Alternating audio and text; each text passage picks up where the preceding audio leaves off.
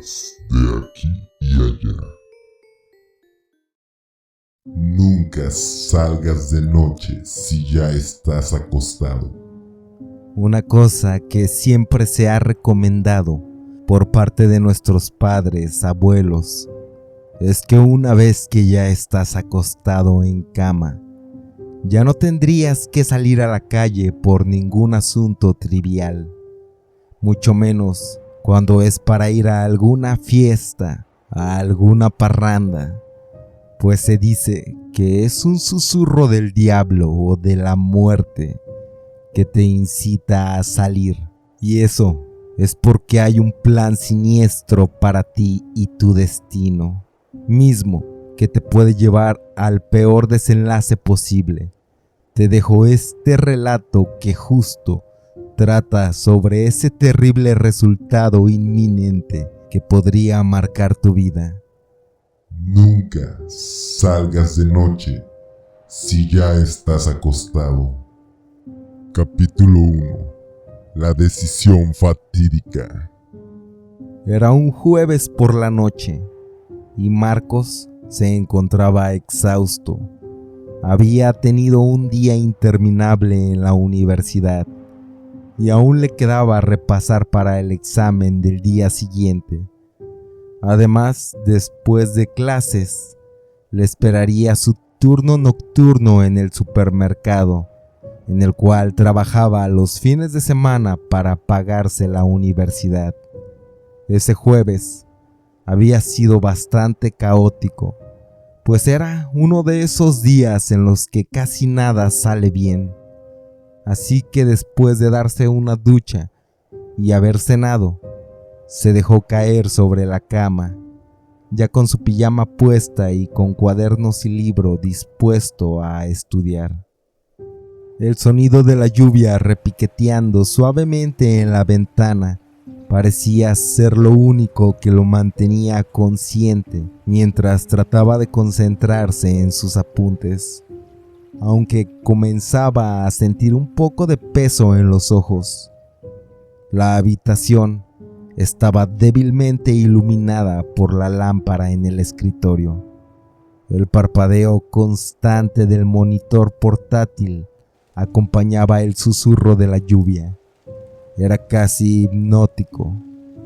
De repente, su teléfono vibró al lado de su almohada. Era un mensaje de su amigo Víctor que decía: «Hermano, hay fiesta en la casa de Camila. Va a ser legendaria como el año pasado. ¿Vienes o qué? No te la puedes perder. Yo ya me estoy alistando para ir. Aún en este momento me encuentro en casa». Marcos suspiró, pues tenía demasiadas cosas en la cabeza. Tenía que quedarse en casa para terminar de estudiar. Además que ya tenía la pijama y bastante sueño. Pero había algo que lo tentaba. La fiesta de Camila era conocida por ser uno de los eventos más épicos del semestre, donde pasaba de todo y quedaba para la posteridad. Aún así, Marcos en ese momento creía que era mejor ya quedarse en casa a descansar, pues el día siguiente sería muy pesado para él. Así que Marcos respondió: «No puedo, mañana tengo examen y trabajaré toda la noche. Además, realmente ahorita se me complica bastante. Pero tú disfruta la fiesta. Mañana me platicas qué tal, cómo estuvo. No tomes mucho alcohol, Víctor». Eso lo decía a modo de jugarreta. Así que dejó su móvil sobre una mesita y se recostó sobre la almohada, convencido de que había hecho lo correcto. Pero solo pasaron unos cuantos segundos antes de que vibrara nuevamente. Entraba el mensaje de Víctor que decía: «Bro, va a ir Laura. Me dijo que te está buscando, que en la última fiesta te buscó, pero que no fuiste. Yo ya estoy a unos cuantos minutos de salir. El nombre de Laura golpeó como un latigazo en la mente de Marcos. Laura era la chica de sus sueños, con quien siempre había querido tener algo más que simple conversaciones casuales entre clases. Era una oportunidad de oro, de esas que no se presentan todos los días. Las manos le temblaban ligeramente cuando comenzó a teclear de nuevo. Por los nervios que le generaba esa idea del encuentro, respondía: «Está bien. Llego en 1 hora aproximadamente mientras me alisto». Por esa motivación de tener suerte, llegar a algo con Laura, incluso con un tanto de suerte hasta intimar. Ya de pie junto a la puerta de su habitación, Marcos sintió un aire que pasó, que le dio un escalofrío y le recorrió toda la espalda, y su piel se ponía de gallina. Pero no prestó mucha atención a eso. Mientras intentaba buscar su mejor outfit, la mejor ropa y realizar el mejor peinado para así llevar el mejor estilo y atraer a Laura, sentía que lo que estaba haciendo, por alguna razón, no era lo correcto. Aún así, se terminó de alistar. Ambos padres del joven trabajaban en el turno nocturno. Eran químicos y operaban para una importante farmacéutica que tenía un proceso de producción de 24 horas. Ellos tenían que rolar una semana nocturna cada mes. Esa semana les tocaba. Así que incluso, aprovechándose de eso, de romper la confianza de sus padres, aquel joven tomó las llaves de un vehículo. Era el vehículo de su padre. Así también intentaría impresionar más a esa chica Laura. En eso, recordó una frase de su madre, que siempre le recordaba cuando intentaba salir, que le decía que una vez que ya se había acostado, que decía: «Si decides quedarte en casa, si ya estás preparado para quedarte en casa en la noche, jamás cambies de parecer, o lo que acecha en la noche lo sabrá. Es un susurro del diablo que quiere poner una trampa para cambiar el destino que realmente te corresponde». Claro que también pensaba ese joven que solo eran supersticiones de su infancia y que no debía darle mucha importancia. Así que ya listo, iba saliendo. De repente, escuchó un impacto en la sala de estar de su casa. Desconcertado, al voltear y observar qué ocurría, notó que un crucifijo de su madre había caído de la nada. Se había roto en pedacitos. No lo adjudicó a nada como un presagio o advertencia, solo simplemente lo tomó como un factor ajeno. Capítulo 2. Ecos de la obscuridad. La lluvia había disminuido. Ya era una llovizna ligera cuando Marcos comenzó a manejar hacia la casa de Camila. El aire nocturno tenía una frialdad penetrante, pero él eso lo ignoraba. Solamente tenía la mente fija en ver a Laura. Sin embargo, mientras avanzaba, las luces de la calle titilaban a lo lejos, como si estuvieran al borde de apagarse a su alrededor. Esa noche, por la lluvia, al igual por ser jueves, y sumando que hacía un tanto de frío, las calles se veían muy desoladas, como si la mayoría de gente se hubiera optado por quedarse en casa esa noche.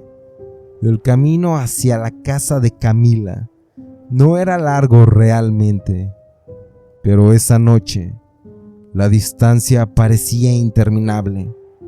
Una sensación de ser observado lo perseguía, haciéndolo girar la cabeza de vez en cuando. solo para ver las calles desiertas detrás de él. Él mismo se decía que estaba siendo paranoico, que era solo el cansancio acumulado de ese día.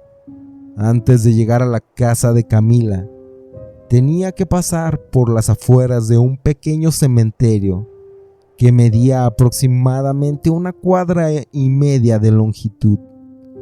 Marcos llevaba un cigarrillo mientras manejaba tranquilo, cuando justo en las afueras de ese cementerio veía algo que le inquietó bastante. Era una señora en las puertas que ya estaban cerradas de aquel panteón. Lo estaba observando fijamente. A su vez, tenía el brazo extendido con el dedo. Ese dedo apuntaba de regreso a su casa. La imagen era de bastante miedo, pero ese joven evidentemente pensó que solo sería una señora que probablemente tenía problemas de facultades mentales. A pesar de todas las señales, ignoró las advertencias. Así llegó a su destino. Estacionó unos metros atrás. En ese momento, todavía él mismo se planteaba regresar a su casa y dormir, para estar pleno al día siguiente. Sin embargo, veía a lo lejos a Laura. Dejaba de dudar para ese punto y descendía del vehículo. Capítulo 3. La Ouija en la fiesta. Así ese joven llegó. La puerta de la casa de Camila se abrió antes de que Marcos pudiera tocar. Víctor aparecía y lo saludaba, pero tenía una mirada siniestra, como si intentara advertirle algo que no podía. Pero Marcos no dio mayor importancia. Víctor le decía: «Te dije que vendría. Laura está por ahí. Adiós, amigo mío». Marcos se integró a la fiesta tomando una cerveza, saludando a algunos conocidos de la universidad. Comenzaba charlando un poco aquí, un poco allá, mientras tomaba su segunda cerveza, y veía que la fiesta en general estaba un tanto apagada. Estaba lejos de ser esa fiesta salvaje de la cual le habían contado. Incluso, en una de las habitaciones de esa casa, había un grupo de jóvenes que al parecer se habían encontrado una ouija, aparentemente de Camila.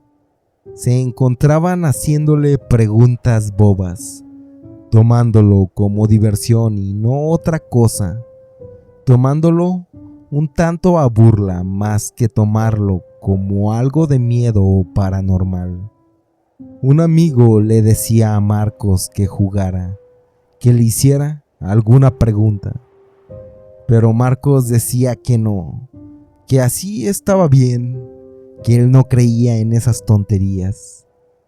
A lo que le decía que si tenía miedo, que él era un cobarde. Así que ese joven, con el afán de que no lo juzgaran de miedoso, tomó el cursor de la ouija y le preguntó: «¿Voy a aprobar el examen de mañana de la universidad?». La ouija respondía que no. Todos se reían de esa respuesta tan contundente del tablero. También lo hacía Marcos, cuando el cursor se comenzó a mover nuevamente de la nada y escribía: Nunca salgas cuando ya estás en cama acostado. Ese joven quedaba frío ante esa respuesta. Y no solo era él, pues otros jóvenes de ahí mismo aseguraban que ellos ya estaban acostados y salieron de la cama para acudir a esa fiesta, a lo que varios quedaron pensativos. Incluso un par parecía que se alistaba para marcharse. cuando de repente se escuchó: ¡Marcos!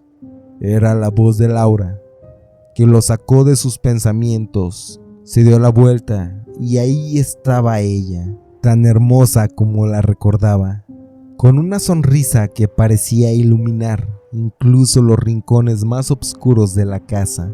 Durante un momento olvidó la incomodidad y el miedo que había sentido. Marcos le decía: Laura, pensé que no te vería hoy. ¿Cómo has estado? Laura respondía: buscándote. ¿Dónde te habías metido? Su tono era juguetón y coqueto, y en ambos jóvenes se veía cierta emoción de estar hablando el uno con el otro, de estar platicando de eso y aquello. Cuando pasaba un par de horas, ya se encontraban besándose apasionadamente, y Laura le decía: ¿te digo un secreto? La verdad, qué bueno que me animé a venir a esta fiesta, pues yo ya estaba acostada estudiando para el examen de mañana. Pero Víctor me escribió preguntando si iba a asistir a la fiesta para invitarte a ti. Eso fue lo que me motivó también para venir. No tenía tantas ganas, pero aún así vine. Marcos también respondió que de hecho, él también. Él estaba incluso ya en pijama y que Víctor también le había mandado un mensaje, que por eso se había animado a ir a la fiesta. Ambos preguntaron por Víctor para ir a agradecerle que hubiera hecho ese encuentro posible. Esa noche lo buscaron en toda la fiesta, sin embargo no lo encontraron. Aparentemente ya se había ido, pero ni siquiera se había despedido. Quedaba una interrogante de si ya se había ido o simplemente había salido. Comenzaron a preguntar, pero todos los de la fiesta mencionaban no haberle visto esa noche, cosa que era sumamente rara, pues ese par de jóvenes, él, Víctor, les había recibido en la puerta. Así que para disipar esas dudas le llamaron directamente a su celular. Se sorprendieron que contestó una mujer con la voz rota. Era la hermana de Víctor, que les informaba que su hermano había tenido un accidente y que desafortunadamente, aparentemente ya había fallecido por el accidente, según los últimos informes médicos. La voz estaba destruida de esa joven. Parecía decir la verdad, pues, ¿cómo jugaría con eso? Marcos le decía que eso era imposible, pues que tenían poco tiempo de haberle visto con vida en la fiesta. A lo que la hermana respondía que no, que eso era totalmente imposible, pues que ese joven ni siquiera alcanzó a llegar a la fiesta, ya que sufrió un accidente automovilístico antes de llegar, que eso ocurrió después de que tuvo una discusión con su madre, después de que su madre le prohibiera salir, pues que le había advertido que no tenía que salir una vez que ya estuviera en cama, pero que lamentablemente Víctor desobedeció esas indicaciones.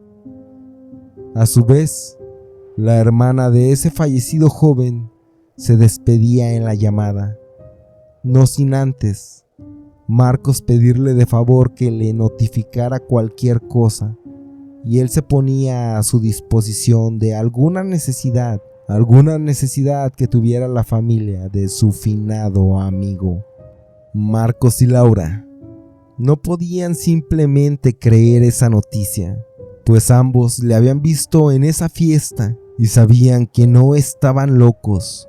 Otra cosa que les hizo creer que se encontraban en un escenario totalmente paranormal era lo que la Ouija le había dicho a Marcos sobre no salir una vez que ya estás en cama, y que fue algo que le heló la sangre a todos los mismos que jugaban ese tablero. Marcos y Laura sabían que habían visto el espíritu de Víctor con una cara molesta, una cara fúnebre esa noche, además de que realmente no querían dar la noticia en general en la fiesta de Camila, pues creían que a ellos no les correspondía dar esa noticia. Ambos jóvenes se quedaban pensativos y aterrados a la vez, pues ambos jóvenes tenían el sentimiento de haberse equivocado al salir esa noche. Eran bastante las señales que eran concisas que se les habían manifestado, así que Marcos le propuso a Laura que era mejor regresar a su respectiva casa, que él se ofrecía a llevarla para que llegara a salvo. Así fue que ambos jóvenes se metieron al vehículo.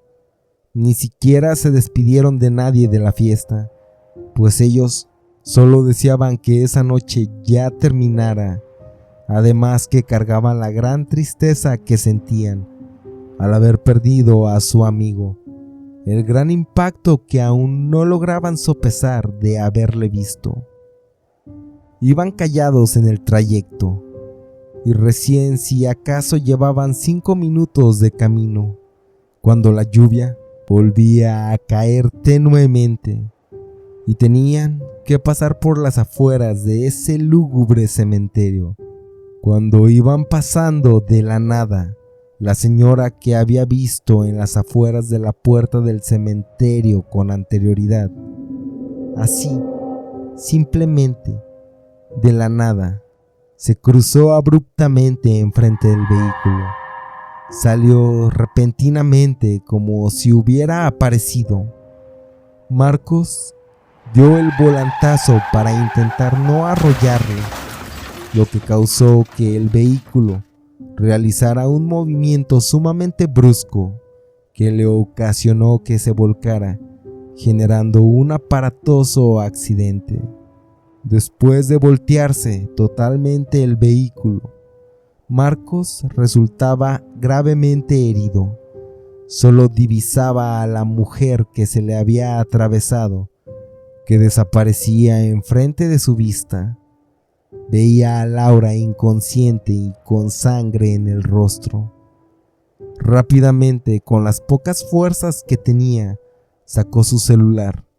Llamó a emergencias médicas, dando indicaciones de su accidente. A los minutos posteriores llegaron las ambulancias para dar asistencia a esos jóvenes. Fueron asistidos por personal médico, trasladados gravemente heridos a un hospital. Marcos fue anestesiado y en ese momento no supo qué pasó.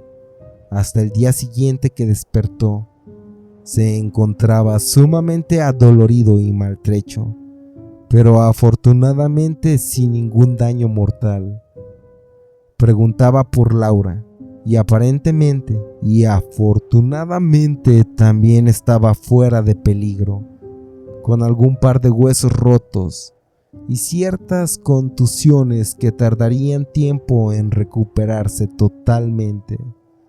Así que ellos no pudieron acudir al funeral de Víctor. La noticia de lo que ocurrió esa noche, con todos los aristas y detalles, se divulgó por toda la universidad, en el cual el mito se volvió algo real para todos.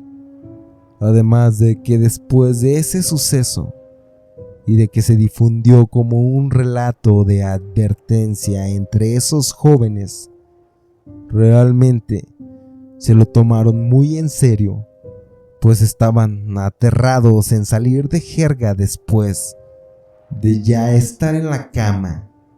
Nadie quería tener un fatídico o mortal suceso, accidente y tentar el destino.